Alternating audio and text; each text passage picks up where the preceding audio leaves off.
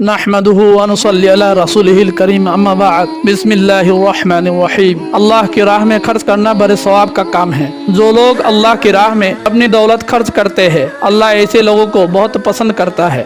اگر اللہ نے آپ کو دولت سے نوازا ہے اور آپ اس دولت کو اپنے عیش و آرام اور دنیاوی رنگ و رونق میں خرچ کر رہے ہو تو ایسی دولت کا بھی کوئی فائدہ نہیں ہے، الٹا آپ اپنی آخرت کو بگڑ رہے ہو۔ اپنی آخرت سدھرنے کے لیے ہم سب کو چاہیے کہ ہم اپنی دولت اللہ کی راہ میں خرچ کریں، یعنی کہ زکوٰۃ، خیرات یا صدقے میں خرچ کریں۔ اپنی دولت کا کچھ حصہ غریب لوگوں کی مدد کرنے میں لگائے۔ اللہ کی راہ میں اپنا مال خرچ کرنے کی بڑی فضیلت ہے۔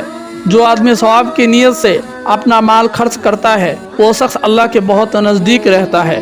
اللہ ایسے لوگوں کو ہر مصیبت اور پریشانی سے بچاتا ہے۔ اپنی ضرورت ہوتے ہوئے بھی اللہ کی راہ میں اپنا مال خرچ کرنا بہترین صدقہ کہلاتا ہے۔ اپنے مال میں سے 1 روپیہ خرچ کر کے کسی غریب کو دینا موت کے وقت 100 روپیہ خرچ کرنے سے بہتر ہے۔ آج کل کی دنیا میں اکثر دیکھنے میں آتا ہے کہ اچھے دنوں میں لوگ صدقہ خیرات کی طرف بالکل دھیان نہیں دیتے۔ ایسے لوگ یہ سوچتے ہیں کہ میں کما رہا ہوں تو اپنے اوپر ہی خرچ کروں یا اپنے پریوار کے لیے خرچ کروں، لیکن ایسے لوگوں کی جب موت قریب آتی ہے یا وہ کسی بیماری سے پریشان ہو جاتے ہیں تب وہ صدقہ خیرات کی طرف دھیان دیتے ہیں۔ ایسے لوگ اللہ کو بالکل پسند نہیں ہے۔ آج کل دیکھا جاتا ہے کہ لوگ جب کسی بیماری سے پریشان ہو جاتے ہیں یا کوئی مصیبت میں پھنس جاتے ہیں تو وہ اپنا مال صدقہ خیرات میں لگاتے ہیں، لیکن جب سب کچھ اچھا چل رہا ہوتا ہے تو وہ ایسا کچھ نہیں کرتے۔ صدقہ کن مصیبتوں سے بچاتا ہے؟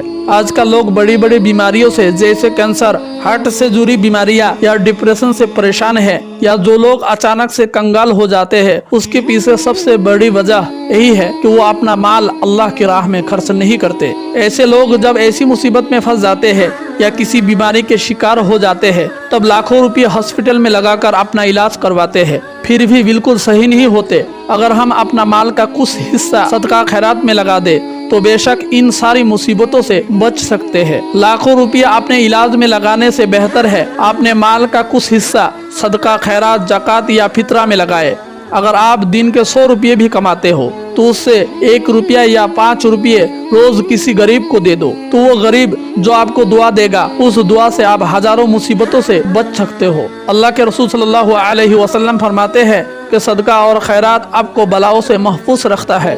صدقہ خیرات کرنے سے آپ بڑی سے بڑی مصیبتوں سے بچ سکتے ہو۔ صدقہ بلاؤں کو ٹال دیتا ہے۔ صدقہ کس کس طرح کا ہوتا ہے؟ مال پیسہ خرچ کرنا ہی صدقہ نہیں بلکہ ثواب کا چھوٹے چھوٹے کام بھی صدقہ کہلاتا ہے۔